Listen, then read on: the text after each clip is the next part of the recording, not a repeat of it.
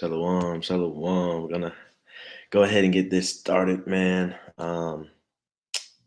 This is a Think About It Thursday. I'm your brother Azrael of the Hopeful Elect. Not sure if the other brothers are getting on tonight. I think at least one of them may, right? But nonetheless, the word must go out. We ended yesterday's lesson by saying that we would go into um, how these other nations would start. Helping us in the end times and how these other nations would start um, um, I guess going out their way to get on God's good side. Salakia. And the thing about that is prophecy, man. It's bound to happen, right? So we're going to go over that today and some ways that may look like. Um, Try to make the Bible real, man. Try to get you guys to picture this stuff happening in your head, and also to give some history as well, right? So we got a few precepts here, but there's some good precepts, right? I'm not going to say that it's only a couple of precepts, but it's a few, but we can get through them pretty fast, right? The title of this video is Spoiled Egyptians, right? When you think about that word spoiled, they used to use that a lot when somebody would be robbed or when somebody would be deplenished of all their goods, right? They were spoiled, right? Left with nothing, right? So spoiled Egyptians, right? Egyptians meaning Americans, meaning Russians, meaning anybody that has had our people in oppression, right? Because we know that Moses said, "What? Let my people go." And when they left up out of Egypt, they spoiled the Egyptians, right? And that's a foreshadowing or a foretelling of what's to come in the end times. Anyway, gonna go ahead and salute in, giving all honor, glory, and praise to the Most High God of Abraham, Isaac, and Jacob, who sent His Son as an instrument of salvation for the nation of Israel. Right. Once again, your brother Azrael of the Hopeful Elect. Let's get into it. How long on this? All right, we'll keep it like that. Exodus 12 and 33. It reads, "And the Egyptians were urgent upon the people that they might send them out of the land in haste, for they said, We be all dead men." Right. So after all these plagues in Egypt, this is perfect to go over this too, because everybody's kind of wrapping up their Passover season, right? When we were in Egypt, and the Most High through Moses performed so many miraculous acts, the people of Egypt, the Egyptians, they said, "Hey, let's get these people out, or else it's not going to just be our firstborn that die. It's going to be all of us, right? We can't play with their God. Their God doesn't play." Right? And that's gonna be the latter as well. We went over those black images that Vladimir Putin showed from that vault that he opened, which they always had those images, but he's showing those to the world now in hopes of good graces, right? In hopes that our people still want equality and we don't want to actually be the top tier nation on the earth, right? But there is a hierarchy in place, and we gotta um, resume to our natural state of being, right? After we repent, right? But that's how the earth is going to see us. They're going to say, "We did all these things to the blacks, Hispanics, and Native Americans. We've oppressed them. We stole their land. We stole their money. We raped their women. We stole their kids. We sold them into slavery.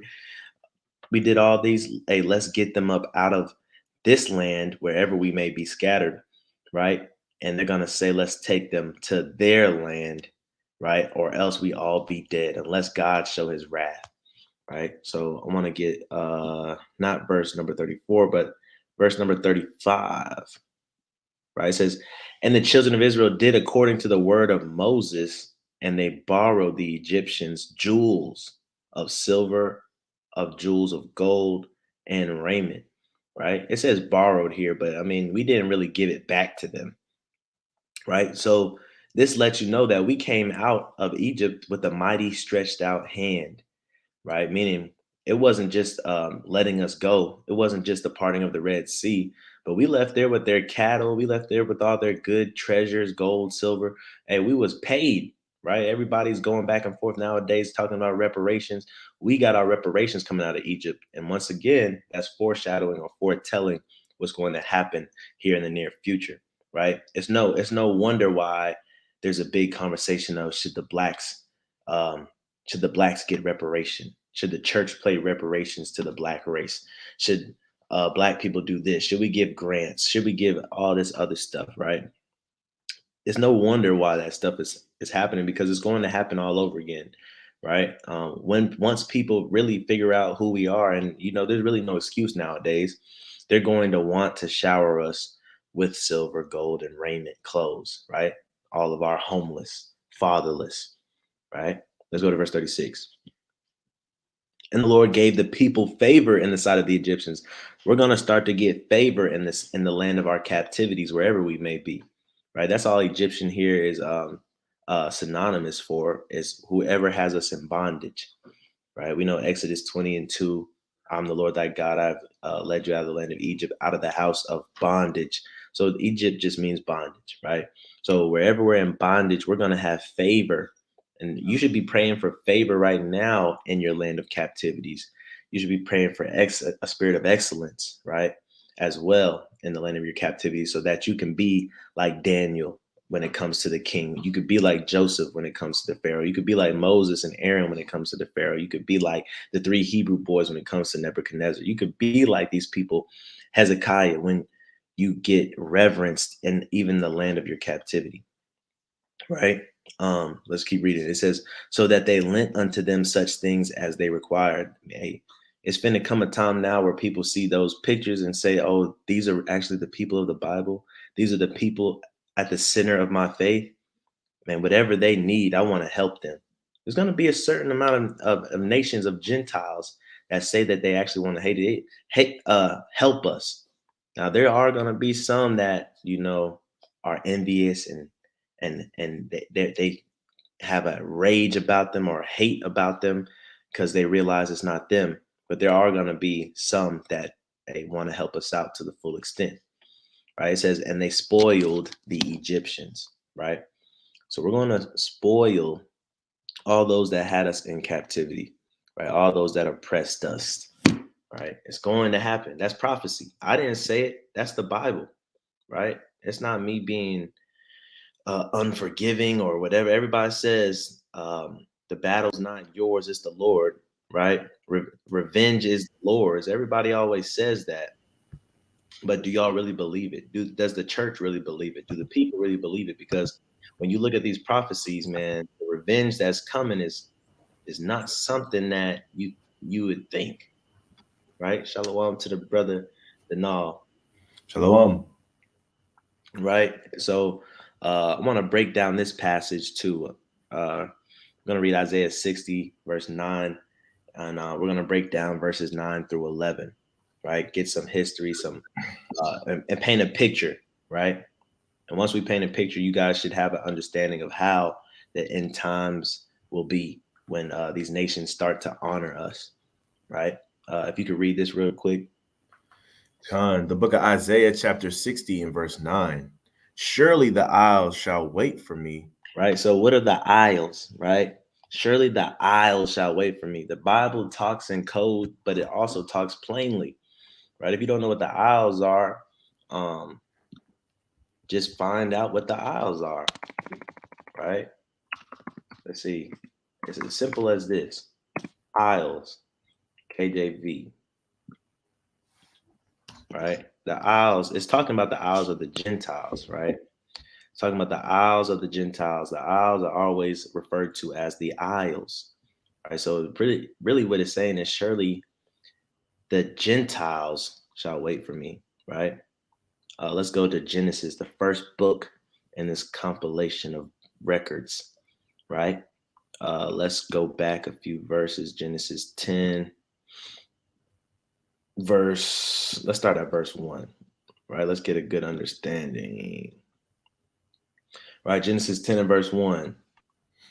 Now these are the generations of the sons of Noah: Shem, Ham, Japheth, and unto them were sons born after the flood. Right, let's keep reading. Verse 2. The sons of Japheth, Gomer, and Magog, and Madai, and Javan, and Tubal, and Meshach, and Tyrus. Right. So keep in mind too, when you read in the book of Revelation, it talks about Gog and Magog resurfacing and how Satan's going to use those people. So understand the sons of Japheth, man, as we gonna keep reading, the sons of Japheth, man, are gonna be heavily used in the end times. Right now, we're seeing a lot of Hamitic and a lot of Shemitic beef, right? But once all that, gets put away with like the fall of Babylon and things of that nature, you're gonna see the sons of Japheth start to rise in the earth, right? You're gonna start hearing a lot more of them, right? Let's get some more of the sons. And the sons of Gomer, Ashkenaz, and Riphath, and Togarmah. Right? So these are like grandkids to Japheth, right? Let's keep going. And the sons of Javan, Elisha, and Tarshish, and Kittim, and Dodanim. Right? So we haven't really heard a lot about these people so far. I mean, a lot of Israelites when they make videos and stuff, you don't really hear about a lot of these nations, right? But these nations are written all throughout prophecy. We're going to get into a couple of these being Tarshish, right? But I want to read this. This is the point I was trying to make by going to Genesis. By these were the isles of the Gentiles divided in their lands. Right? The Everyone isles, the isles of the Gentiles, right?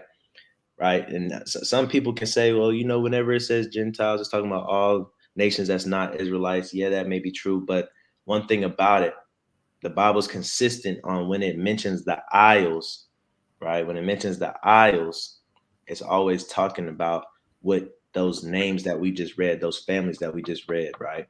I want to go here real quick. Second Chronicles 9:21, right? Let's focus on the ships of Tarshish, right? Let's focus on Tarshish, right? You may be asking yourself, I've never heard of Tarshish before, or I didn't know Tarshish was highlighted in the Bible for specific prophecies, right? But let's get a better understanding of what Tarshish is real quick. Right, if you could read this, Second Chronicles 9:21. Second Chronicles 9:21. For the king's ships went to Tarshish with the servants of Hiram. Every 3 years once came the ships of Tarshish, bringing gold and silver, ivory, and apes and peacocks. Right? So they brought all of these things, right? That's what they were known for, the ships of Tarshish. That's what they were known for. Why? Because they were known as a great port, right? A great port, meaning they had ships that would ship these things all over the earth. And that's what the ships of Tarshish were known for, right? You might go to any type of port, any type of body of water, and you are privy to see a ship of Tarshish there, right? If we go back to Isaiah 60 and verse 9, if you could read this from the top again. The book of Isaiah, chapter 60 and verse 9. Surely the isle shall wait for me, The and isles of the Gentiles that we just read, the sons of Japheth, right? Keep going. the ships of Tarshish first, to bring And the thy ships son, of Tarshish first. Now, keep in mind what we just read, Tarshish is known for, right? Keep reading. to bring thy sons from far. Their Right. So silver, that part right there, we'll come back to it, but this is part I wanted to make emphasis on, right? Keep going. their silver and their gold with them, unto the name of the Lord thy God and the Holy One of Israel, because he has glorified thee. Right? There's silver and their gold with them. So I wanted to make note right there. In future prophecy, it says that the ships of Tarshish was going to be the first out of the isles of the Gentiles. We read a lot of names in Genesis, but the ships of Tarshish first are going to be the first ones, right? To bring silver and gold, right, to the children of Israel and to the land of the Lord, right? It says to bring thy sons from far. Now think about this. We went into slavery on ships. What would it be like if we went back to our land on ships? Not saying that that's what it's saying, but also not saying that's not what it's saying, right? I haven't had a vision. I haven't had a deep revelation. But as a man reading this face value, I can see the play on events, right? Went into slavery on ships and went into our freedom on ships. But nonetheless, I want to go to Google real quick. I'm gonna type in Tarshish. All right, let's see if we can get a picture. I want y'all to see the area Tarshish is in. Right, so Tarshish is right here, right here, right, right here, and this is the Mediterranean Sea. Now, um, I wanted to show you the Mediterranean Sea because the Isles of the Gentiles is pretty much the Mediterranean Sea, right? A lot of those names from Japheth that we read are the bordering countries of the Mediterranean Sea. I don't know what that is. Um, Trying to get that bigger.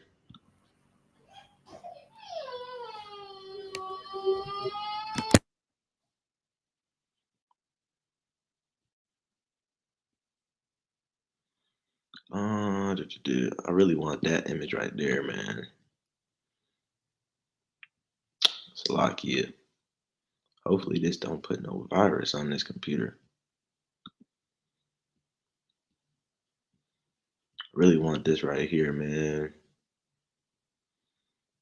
Uh,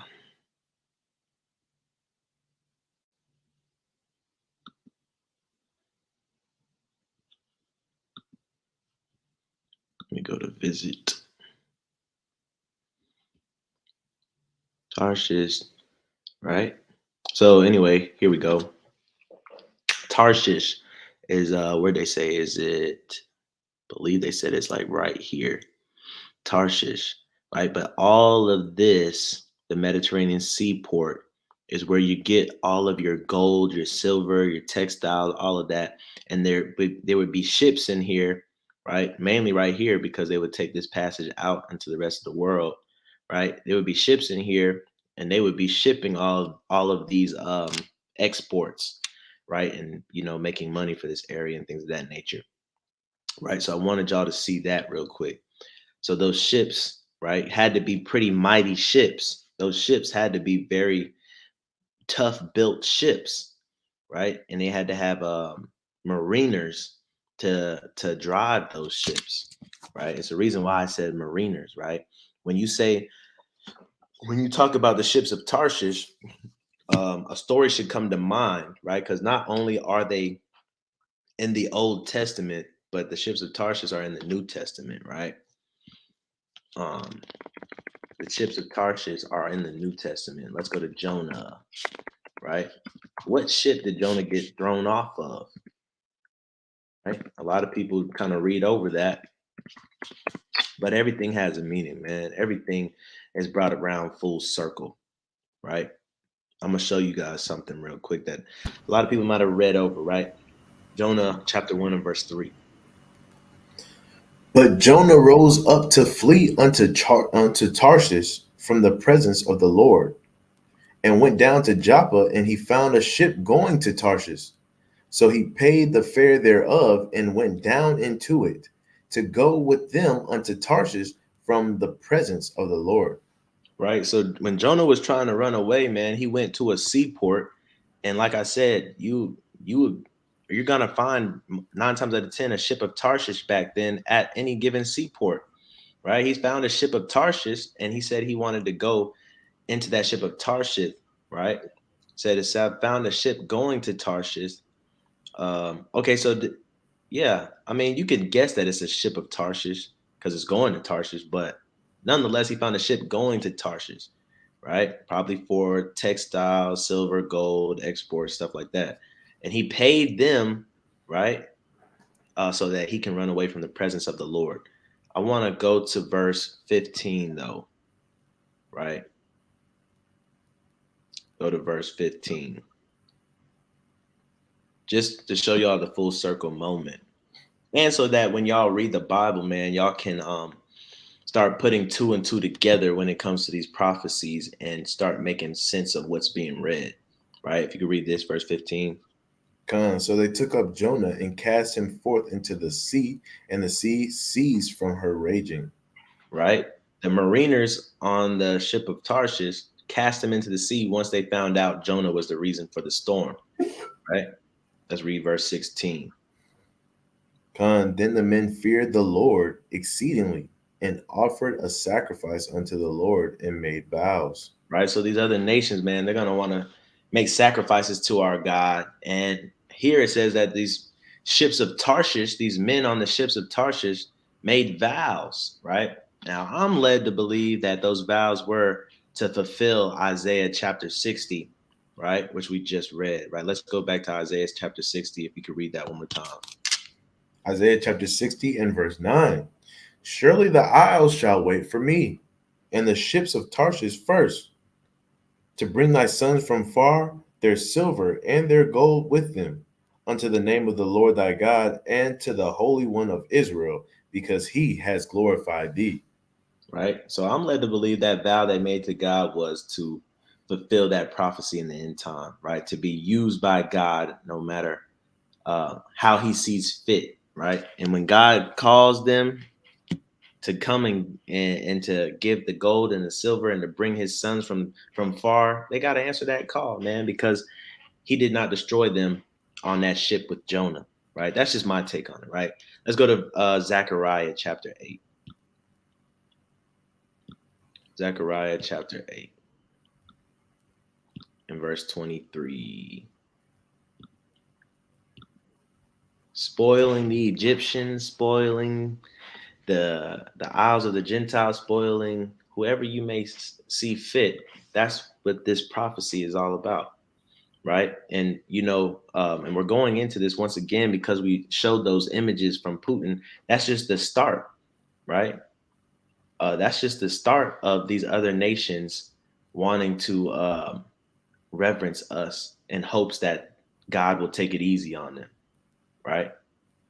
Do I want to start at verse 23? Now let's start at verse 22, right? Zechariah chapter 8 and verse 22.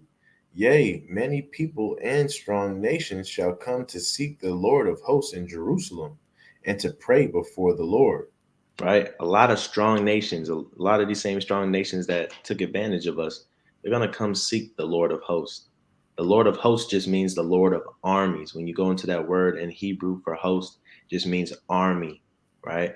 The Lord of hosts, because there it's going to be a lot of wars going on, and these strong nations are going to be defeated over and over and over again. And the smart ones are going to say, hey, let's worship the God of heaven, the God of Israel. All right, let's go to verse 23. To verse 23. Thus saith the Lord of hosts, in those days it shall come to pass that 10 men shall take hold out of all languages of the nations, even shall take hold of the skirt of him that is a Jew, saying, we will go with you, for we have heard that God is with you.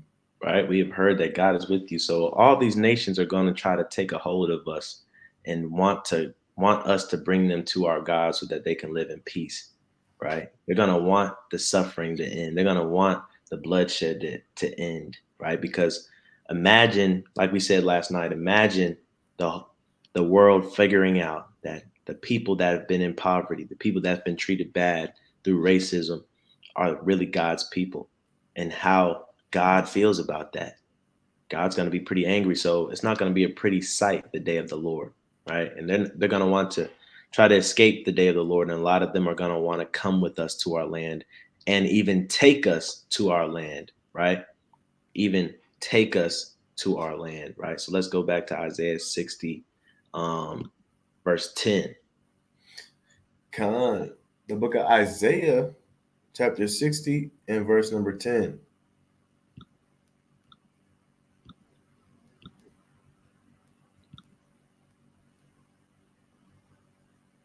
Right? Isaiah 60 and verse 10. And the sons of the strangers shall build up thy walls, and their kings shall minister unto thee.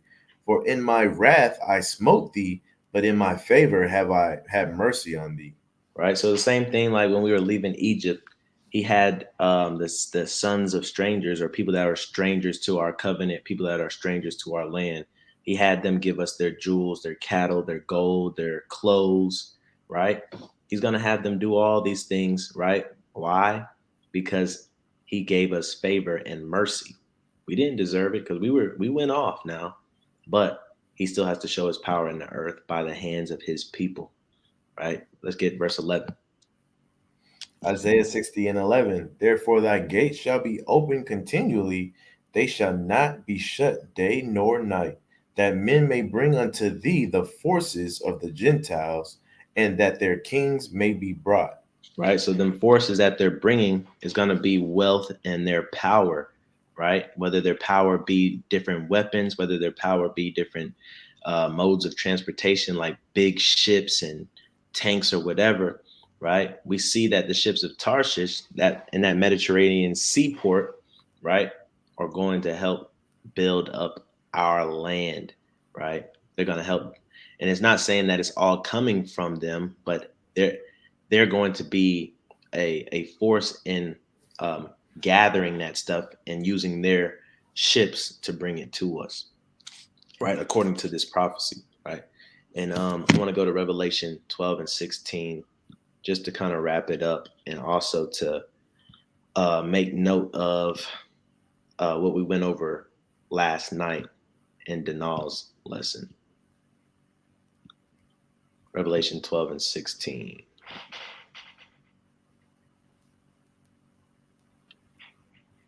Con, Revelation 12 and 16. And the Let's earth, go to verse 15. Revelation 12 and 15. And the serpent cast out of his mouth water as a flood after the woman. Right? So that woman is the Israelites. It's our nation, right? When you read through Songs of Solomon and things of that nature, that woman that's being described, that's us. That's our nation. So even here in Revelation, that woman is our nation. That serpent, right, will be our adversaries, right? They cast out of their mouth water as a flood, right? That water as a flood would be lies, would be false doctrines, right? To cause a stumbling block to us, the woman, right? Keep going. Con, man, if I may add too, man, if you think about it, um, the flood, the waters being as a flood, like the brother said, is false doctrine, because we know that the true doctrine, the pure doctrine, is often associated with the living water, right? And so when this flood comes, man, he wants us to be, well, I'll finish reading real quick, that he might cause her to be carried away of the flood. That's his job. He wants us to be carried away into these false doctrines like Christianity and the Nation of Islam and white Jesus, right? Right, man. That's why I read it, because these images being painted, right, caused a lot of us to be carried away into Christianity, right, and false beliefs. Have a lot of us celebrating Christmas when Christmas is not smiled upon in the Bible, or celebrating Easter, or celebrating Halloween, or celebrating all these things that have nothing to do with our people or the Bible in general, right? Let's go to verse 16. Verse 16. And the earth helped the woman, and the earth opened her mouth and swallowed up the flood which the dragon cast out of his mouth. Right? And so, the earth helping the women could be a lot of things, but here I'm gonna make the parallel in the fact that Putin showed the actual truth, right? The truth will set you free. The black Messiah, the black icons of the Bible, right, was the earth swallowing up the lies that's been told all these years, right? Swallowing up that flood, which the dragon or Satan or the serpent or your adversary, the devils in this earth, have cast out their mouth, right? So just saying that to say, you know, uh, everything will be justified and rectified. Reparations will be given, and also um, we will be spoiling the Gentiles, right? You had anything? Um, la, la, um, I would encourage you guys to look forward to those things that are coming, man. Brush up on the book of Isaiah, man. Go read Isaiah 14 because those days are coming faster than we think, and we need to be prepared for it. And like Christ said, man, we got to be able to discern the times that we're living in, just like we can discern the skies. I know everybody just saw that solar eclipse or whatever. Just like you guys were patiently outside, patiently waiting for the sky to change and things to change in the skies, right? He said, "Be not dismayed like the heathen are." When it comes to the signs in the skies, man, but more so be ready and be vigilant about the times that we're in, right? And that's why, we have a brother here in the Hopeful Elect that is zealous about prophecy, right? And everybody should have a brother like that. If it's not if it's not yourself, right? Because it's very important to know what times you're in at all times, right? And to have somebody, craving um to know what times we're in. But Con, I yield. Come on, man. Since you said that, I wanted to say, right, a lot of us, man, we gave into buying the glasses and looking at the eclipse and things of that nature. I wanted to read something real quick before we close, right? Yes, God did give us signs in the sky, but let's not get dismayed at them and look at them as spectacles and things of that nature, right? And let's try not to examine, oh, we're in the Aries season and we're in this blah blah blah X Y Z. Let's not get carried away, right? Because the Bible says this, Isaiah 47:13. Thou art wearied in the multitude of thy counsels. Meaning, amen, you start listening to too many YouTube videos, going down rabbit holes of what this may be and what this season is and what is this. It's too many counsels. It's gonna make you weary. Meaning, you're gonna be worried all the time. You're gonna be ready to, um, you know, um, you're just gonna be kind of on edge all the time when you should be focused on other things like building your faith, right? It says, "Let now the astrologers, the stargazers, right? That's you guys that's looking up at the stars all the time. The monthly prognosticators, right? You guys is making a big deal about." Oh, you're not doing the right full moon. You're not doing the right new moon, X, Y, and Z. This is a new month this time, blah, blah, blah. Hey, and also this is talking about these other nations' sciences. You know what I'm saying, and how they try to predict the end times as well, saying that we have 12 minutes to, 60 minutes to midnight, 59 seconds to midnight, and X, Y, and Z, right? They could try to plan all they want and have movies come out of when they think the earth is going to, be disrupted, but nonetheless, they don't know, right? It says, "Stand up and save thee from these things that shall come upon thee." All the science in the world is not going to predict, right? If Christ himself don't know when he's coming back, right?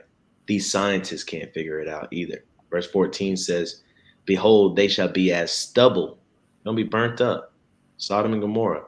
"The fire shall burn them. They shall not deliver themselves from the power of the flame. There shall not be coal to warm at, nor fire to sit before it." Right?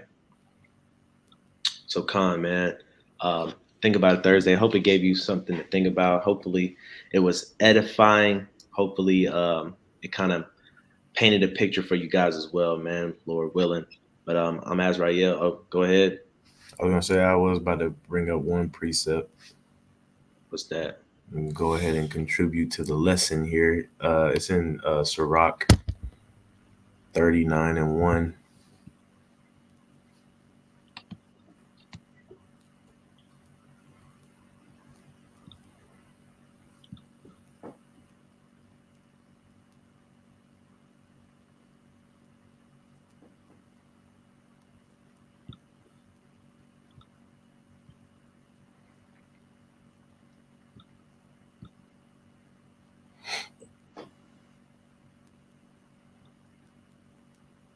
Kind. the classic. It says, this is Sirach 39:1.